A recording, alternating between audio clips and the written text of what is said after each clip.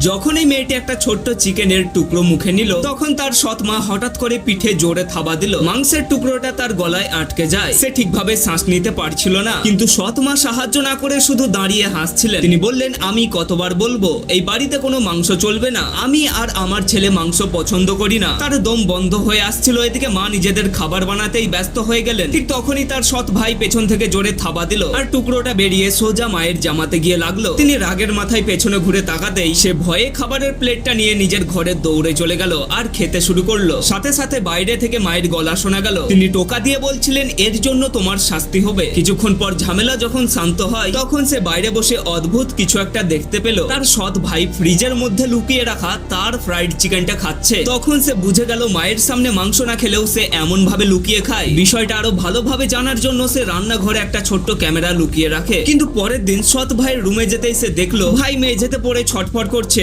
তার মুখ ধীরে ধীরে লাল হয়ে যাচ্ছে। সে দ্রুত তাকে হাসপাতালে নিয়ে গেল। নার্স ভালো করে দেখে তাকে জিজ্ঞাসা করলেন, একে খাবার কে দিয়েছিল? মেয়েটি বলল, ওর মা।